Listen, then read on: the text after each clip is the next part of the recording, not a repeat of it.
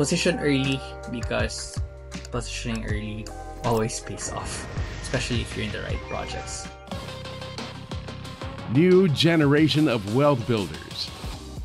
Good morning. It is April 1st, 12:52 a.m. And the reason why we are up at this hour is because I want to be walking you through this NFT project called Famous Fox Federation, which is one of the OG projects na nasa Solana, which I have been invested in for at least 2 years now. They have missions that you can do if eligible yung Fox mo every 12 a.m. Of Mondays, our time, Philippine time. And just to give you a brief introduction about this project, they're a utility project. They have these cute foxes as your NFTs. And so you can see here they have 4 collections, actually 3. We have the main collection, which is this one, the Genesis one. And then they have these trans-dimensional foxes. Collection size is 7,777. So same as Famous Foxes. The TFF is actually, pag meron ka nitong Famous Fox, you get airdropped, I think, 1 TFFF. So basically, you got this for free if you held a Famous Fox during the snapshot. Tapos, may mga honoraries like these ones. I think they auctioned this collection, and you can also send them on missions. And of course, we have dens. So the dens are kind of like property in this collection. So sometimes if you are gonna be sending your fox into a mission, minsan kailangan mo ng den para maging eligible doon. So I'm not gonna do a tutorial on how, paano mo pwedeng i-mix and match yung dens with the foxes. I believe it is best if you can research on your own regarding this kasi medyo extensive yon. And as you can see here, you can find out the famous token market before meron tayong whitelist meta, before may mga whitelist tokens that people can actually buy and sell in famous token market. So sila yung mga creators nung marketplace na yon. Right now, meron ng ibang ways to buy these things. So syempre kung hindi sila nag-adopt, edi ibang project yung gagawa ng but basically, what I'm trying to say here is that they're solid builders. You can see all the things they built or copied and rebuilt. You can see here, meron din silang, like, if you wanna get their token, which is their utility token, if you want to level up your Foxy, or you can sell it in the market, pwede nyo rin gawin yan. Here in Dens, you can see this information over here. Dito sa Foxes, you can see here your profile. You can link your wallet para makita mo kung ano yung stuff na, I think if another person is trying to look for another person, you can actually send them a message using their ding nila. I think here in utility. Yeah, here. In case, for example, you connected your Twitter on your profile and then you're looking for a certain NFT, you're a collector and you want to send that person a message, then you can send them a message to this one. I'm not gonna go into a deep dive on all of these things kasi medyo heavy talaga to. And so what I'm just gonna do tonight though is going to show you ano yung mga pwedeng ways para kumita dito sa project na to. Because, I know you guys are here for that. Like, kikita ba tayo dyan? Kasi most of the time, people kind of like, you don't just buy because it's cute, right? You want to make money. And so let's get to the meat of this. There's this one guy who actually built this project that you can see how much you made from staking and missions, and probably if you sold into the marketplace. And so here, hindi nyo na kailangan i-connect yung wallet nyo, guys. So safe kayo dito. Just put in your wallet address and then you can put how many, if ever marami kayong wallets wherein nilagay nyo yung foxes nyo dyan, and then just press submit. Here you can see this is the weekly, and then of course you can toggle the all time as well. So here I'm gonna toggle the all time para makita nyo kung magkano yung kinita ko so far. Today, this is based on the Foxy price, and also ayan, kung ano yung mga mission rewards natin. I got Foxy, I got Sol, and I got chest and item sales, which is around 54.78 Sol. Which is a pretty big amount if you think about it. So isipin nyo parang 2 years na akong naglalaro nito. Pero hindi ko masyadong, may period of time na akala ko okay lang siya nakastay. So may time na sobrang hiatus ko, hindi ko talaga inaral kung paano pa itong mga missions nito, is it worth it and stuff like that. But I did, however, manage to make some time na nakita ko na, uy, mukhang maganda yung rewards dito. This is a long game, and if you ever get into it, I suggest na research pa rin kayo and see if para sa inyo itong mga long game na to. If you want a quick flip, pwede naman, especially now that things are pretty cheap. Right now kasi yung token nila, ayan, bumaba na siya. The reason for this spike is nagkaroon kasi sila nung new collection nila. So basically, kinumpleto lang nila yung kanilang collection. Sinara nila from 7,000 something to around 10k. Anyway, this is their utility token. It's not really something that you want to be accumulating kasi tataas siya. They're looking for ways how to make the token useful, but basically you want this token because you can enter raffles, kasi may mga raffles sila dito that you can join, and then they're a very profitable business, Famous Foxes. And so if you are going to be joining their raffle, you can check here, raffle, create your own raffles. If you're that type of person na, you want to try your luck and see if you are able to win these things. Some people kasi malakas yung luck nila when it comes to these So they just buy using either Solana or pwede din Foxy, which is their utility token. But mostly it's in Solana. Sometimes pwede ka rin gumamit using other means or other tokens. They just have to be whitelisted here in their website. Now, I'm not doing raffles. What I'm doing mostly is missions. So again, sinabi ko kanina is that you have to have certain foxes, and depending on the level of your foxes, you can send them into missions. So here we have our high level missions. So nakita nyo dito, merong mga iba't ibang levels yung foxes ko. So every time that you send them on a mission, you get experience, you get chests. So if you have one FFF, ito, the OG collection, then you get 4 chests. If you see here, merong +1, that means per mission, I get an extra chest. And so this comes with a level and also with an upgrade. So if you want to upgrade your foxes, you want to go here sa foxes, and then my foxes, it brings you to this area over here. And what you can do is, I think at level 50, ayan, like for example ito, you can see wala siyang +1 na tawag nito, parang ganitong identifier. It's just nothing. There's nothing there. So if you want to increase their level or their tier, you have to do this. So ito, level up mo siya with 10,000 or 20,000 Foxy. So what happens is that once it's leveled up, then you are eligible for that chest, for that additional chest. So if you have a TFF or itong trans-dimensional fox, you want to upgrade that. So instead of 1, you're gonna get 2. And if you have an FFF or famous fox, instead of 4, you get 5. Now, as you increase your tier, you get an additional chest. So for example, if tier 2 na siya, so ni-level up mo siya dito. So again, kailangan level 65, mas higher siya. Then you get an additional tier. So instead of just an additional 1, so basically that's 2 chests, you get another chest, which is total to 3 pag umabot ka sa tier 2. Pag umabot ka ng tier 3, that's gonna be another set.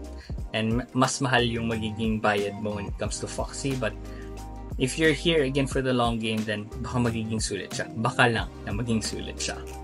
Going back to the missions, it's very important that you know kung ano yung mga traits na pwede dun sa foxes na yun. Hindi sa lahat ng bagay or hindi sa lahat ng mission, your foxes would be eligible. So sometimes there's a level eligibility. So here, XP is too low. So even if the fox has the necessary traits, so you can see here may mga mission trait tayo. Level 58. So halimbawa ito. Ano yung mga kailangan niya? Shirt, t-shirt. So kung meron, then kung eligible siya, then it can join the mission. Sometimes you need to have a den. Meron akong mga dens dito na mga binili.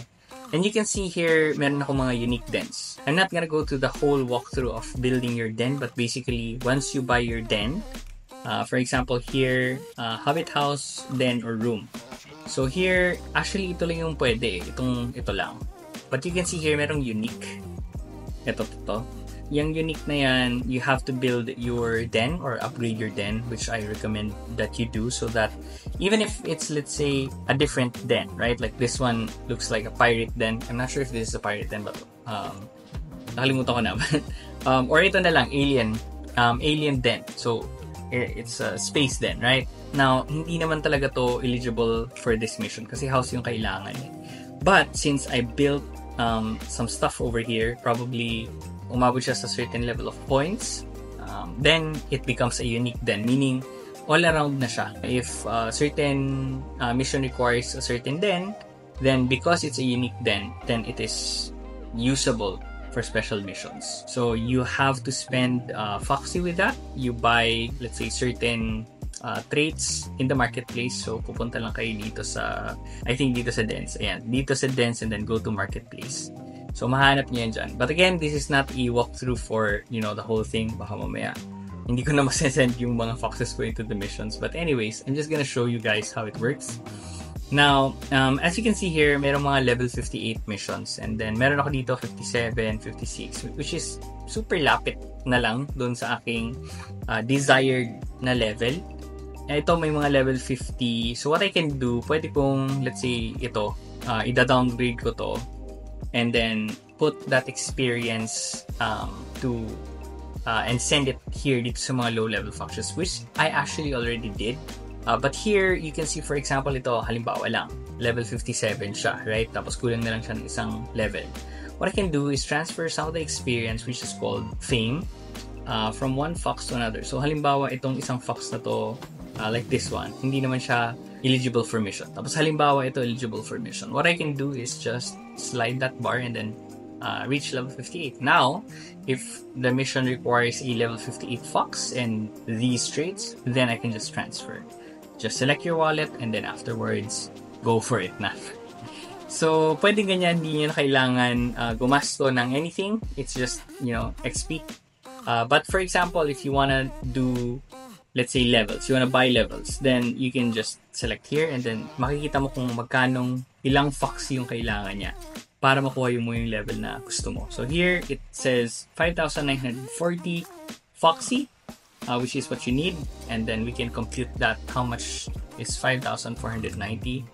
It's gonna cost you $38 just to upgrade your fox to the next level para maging eligible siya sa mission. Which to me is impractical, pinaka-practical way. Kasi sinubukan ko na yan, guys. Ang mahal ng way na to. Buying levels with Foxy. It's best to level up itong mga malalaking foxes. So, papakita ko sa inyo, guys, kung ano yung routine ko every midnight. But anyways, here, I've already refreshed this page, which is the missions. And I can see that some of my foxes are eligible, some are not because too low level. Hindi ko nito i-upgrade kasi sobrang magasto niya, as you can see. But here, for example, here, there's a solo mission. And what I can do is just check muna kung ano yung mga available missions. And then from here, what I wanna do is make sure na, okay, sige, yung mga solo missions or itong mga missions na to, ito yung unahin natin. Later, meron kayong makikita nito, itong fame-only mission, meaning they don't really give chests. Alright? Ang mission reward lang nila is fame. So, one of the techniques here is if, for example, nasend mo na lahat ng mga foxes mo to chest-bearing missions like this one. It gives 800 fame, 1 chest. That means, pag napadala mo na lahat ng foxes mo sa mga missions na to, kung ano yung natirang foxes, especially if it's a FFF or a famous fox like this one, dito niya ipadala sa fame-only mission number 2. So, dalawa yan, guys. Merong fame-only mission. So, walang property needed here. So you can see here, for example, 5,400 fame if you're gonna send your FFF here. But if dito sa mission 2 mo ipapadala, 8,000 na fame, which is pretty big difference. And over time, it will be in your favor. You can see here sa pinakadulo, merong akong isang mission na kailangan duo. So, ibig sabihin, kailangan 2 foxes ako na meron. Ayan, makita mo dito. Mission traits, 58 headset, need 1 more. So, ibig sabihin, kailangan ko pa ng isang PFF. There are options that we can do. Number 1, sayang naman kasi kung hindi ito ang trabaho, di ba? So, ang gagawin natin, or ang pwede natin gawin is, pwede tayong mag-lend. So, two things that you can do here. It's either you have a TFF and then i-lend mo siya, ipahiram mo siya sa ibang tao, and then, pwede mo siya i-lend. Basically, parang sige, meron akong Fox, wala akong property, I can't really go to mission, so here's my Fox, bayaran mo na lang ako in Foxy. So you can see here, may mga iba't ibang collections. Here, you can see my Fox. Sana ba yun? See, ayan. So, pwede nyong i-filter dito yung itong Fox na to. Signal, ito yung mission niya, right? So, once you're there, you wanna check all Foxes, and then you can see here, okay, so I can actually borrow this Fox for 1,100 Foxy. Syempre, gusto natin i-check kung magkano ba yan, worth it ba yan. So, it's like $7.8.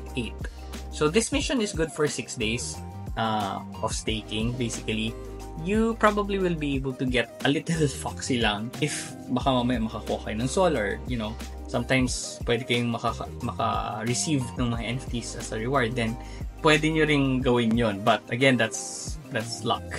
So, some people, they would just bite this. Kakagatin nila yan. Get that Foxy, or get this Fox over here. So, basically, hinira mo tong Fox na to. And then, you're gonna have this Fox and the other Fox do missions. Now, buti na lang at yung isang mission natin over here is eligible siya. Level 58 siya. Which is, ayan din, kita nyo naman, level 58. So, instead na hiramin natin isang Fox doon, what we're gonna do is just send this Fox over here. So, makita natin ano ba yung magiging difference natin. 5,700 fame, 1 chest. Here, ilan ba? Mas malaki ba dito? 5,400. O, diba? So, mas maganda yung return na yung makukuha natin dito sa investment na to as opposed to the other one. So, I'm gonna be sending these Foxes na. And, again, ang pinaka-suggestion ko is unahin nyo lahat ng mga itong mga FFF. Kukuha tayo ng dalawa. Kasi trio mission to. And then, we're gonna be sending it with ayan, yung mga dens na available. So, yung mga unique na yan, pwedeng kahit sa dulo na yan gamitin. Okay? So, start mission. Ayan. And then, confirm lang. Yun. So, since ito sila naka-stake, what's happening is mag-unstake muna sila. And then, after you unstake your Foxes, the next step is that ipapadala mo sila sa contract for missions. Make sure lang na naka-stake yung Foxes ninyo. Pag halimbawa wala siyang ginagawa, sayang, diba? It's not making anything. So, make sure lang din na kung idle yung Fox nyo, i-stake nyo siya. So, yan. We're currently going and trying to send these Foxes into the missions na with the property. And then, again, guys, if, for example, gusto nyo gawin is ipadala nyo yung mga Foxes ninyo, i-list ninyo sa marketplace. Like, for example, ito, paano kung may ganitong Foxes na eligible, right? Ano ba yun? So, for example, ito, level 60 or level 58 tapos plus 1. You can see here yung mga rates. Hanapin nyo kung sino yung kasama niya. Like, if you're wanting to rent an FFF, ito, tapos may plus 1, edi 1,900 lang. Sobrang mura lang niya, di ba? Check natin kung magkano yung 1,900. That's probably $13. So, ayun lang guys. Ganun lang para mag-check kung magkano yung possible ROI. So, it really depends, guys. It really depends. Hindi mo kasi masabi na parang all the time you're gonna get a good reward. So, I'm just gonna be sending another set over here. So, start natin yung mission na yan. So, ang ginagawa ko dito pala, guys, is that pagka umabot tayo sa level 59, before siya mag-level 60, I actually downgrade some of these Foxes, send the fame to other low-level Foxes. Like, ito sila, 50, 50, 30. Kasi, pag umabot ka ng level 60, so increments yan of 10. Halimbawa, nag-level 60 sila, you won't be able to downgrade from that level. So, what does that mean? Pag 58, tapos gusto ko ibigay lahat nung level or ng fame niya dun sa isang Fox, pwede kong gawin. Ang mangyayari, i-downgrade niya up to level 50. That's the maximum. Like, once I'm at 60, hindi na siya pwede mag-59. So, isipin niyo para siyang one-way ticket if gagawin niyo yun. I'm just gonna send that again. And while doing that, actually, I wanna show you guys itong over here. Actually, here's sa taas pala sa missions. you'll be able to see here redeem chests. So ito yung halimbawa, pagka natapos silang mag-mission, so you have to claim your foxes. Lalabas lang yan dito sa page na yan. It's gonna show you claim foxes or claim rewards. And then once you claim your rewards, it's gonna go to this page. You're gonna get these chests over here. So the chests you can open, and then ito yung makikita mo ng mga possible na rewards. So 93%, that's Foxy. You can see here Den Rooms, Solana. Yan, so makita mo may 3 sol dito. Meron din, ayan, Famous Fox. Meron din dito Transdimensional Fox. But syempre, sobrang liit ng chances na makuha nyo yan. Pwede din Famous Fox then, which is pretty good as well. And a lot of other stuff that are in here. Mga very interesting stuff. So again, merong mga gem. Ito, parang mamamax level mo yata yung Fox 1. I'm not sure, I forgot na. And actually guys, mas economical na bumili kayo ng Fame tokens instead of using Foxy to level up your Foxes. So, pwede nyo gawin is benta nyo yung Foxy, tapos bili kayo ng token ng Fame, and then yun yung pang-level ninyo. Mas makakatipid kayo doon. Hanapin nyo lang yung Fame dito sa Famous Token Market. So anyway, I'm gonna show you as well. Mag-open tayo. Unboxing. Para lang makita nyo din guys, ano yung mga possible returns niya. So usually what I do is, iniipon ko lang yung chests ko. Let's say, pag umabot ako ng mga 20, 40, ganyan. Saka ako nagbubukas in bulk. Pag 3, ganito kasi parang bitin eh. Pwede ka kasi mag-open 6 at a time. There's also raid chests, but this is very rare. May certain time lang na mag-announce sila, oy, may raid tayo. So, it's for high-level foxes, and may mga certain traits lang na pwede. Most of the time, mission chest talaga yung pinupuntahan ko kasi hindi talaga ako sing dito sa raid chest na to. And again, mission chests happen every Monday midnight. Okay? Monday, 12 a.m. magiging available yung mga missions na nakikita nyo dito. Yan. So, minsan, pagka nakita ninyo na, uy, okay, sana ba yun? Pwede ba, meron ka pang mga foxes na eligible, just click duplicate mission, and then you'll be able to see your foxes na you can send to those missions. Mukhang matagal tong ating chests. While waiting for that, we can send more foxes to the mission field. So, meron pa akong dalawang set na pwede. So, this is the first set. Here's another set na I can send out to missions. Ayan, so dumating na yung ating chests. That's 212, 165, 279. So, magkano ba yung lahat? 165, oh, teka. 212 plus 165 plus 279. So, this is coming from 3 foxes na pinadala natin siya sa missions. And so, we'll see how much is 656. 656, that is $4.68. So that's coming from 3 foxes, probably TFF, or if you have an FFF, then that's gonna be 4 treasure chests.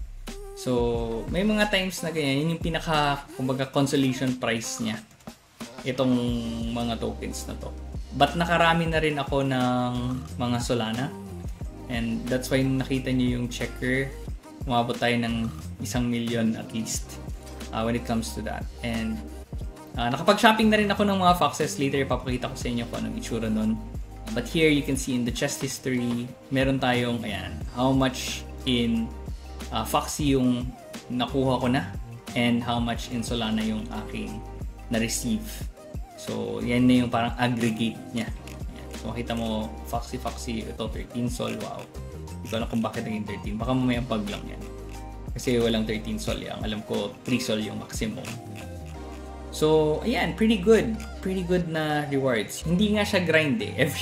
Every week ka lang na mag-check-in, rebalance yung levels, and then afterwards, send to missions. So, after 6 days, just claim your foxes, take them, and pag eligible siya sa missions, just send them out, and then see how, magiging return niya sa'yo after, let's say, a month or 2 months. But again, look at this from the long-term perspective.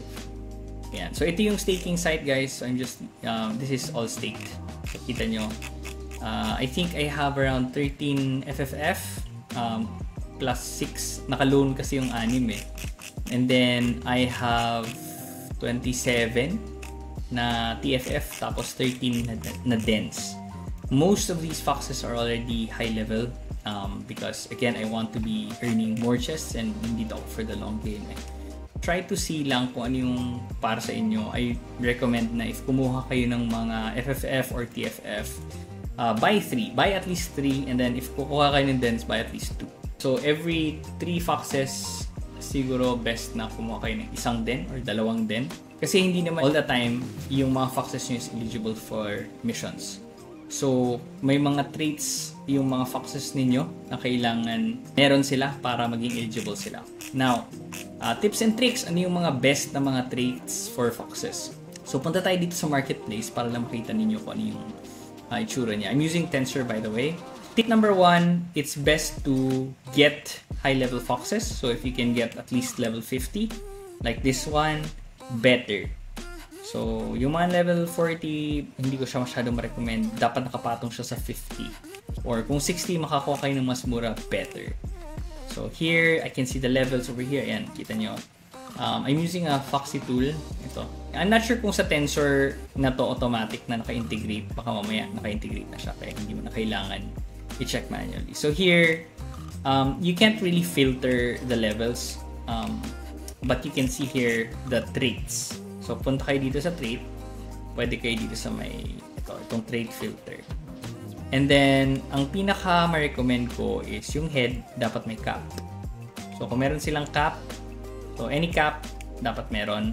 Just filter them out. Basically, ito yung mga pinaka the best na from my experience, magiging eligible kayo sa mission. So the more the traits na meron sila, the better. Sunglasses. So ito, cap. So kung may kalo sila. Shades. So again, shades, cap, and then beard or mustache. Hanap tayo na may mustache, parang wala yata dito. Tapos ano din, hoodie or t-shirt. Yan. Yan yung mga basic. If you can find yung mga mustache na mga NFTs, better. Okay, mukhang wala. Halos lahat ng mga may mustache wala yata dito sa FFF. They're very rare. So the other collection is called Transdimensional.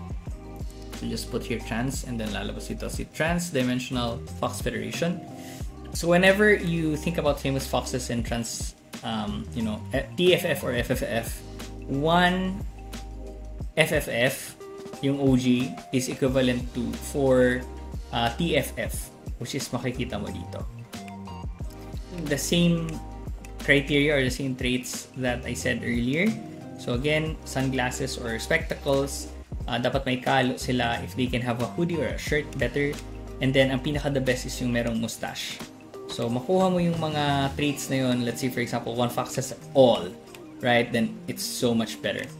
May mga afro din, may mga alien yung may mga matasil sa gitna. Pwede din naman may mga headset, but it's not as used as opposed to itong may mga mustache, yung mga ganito. Yan.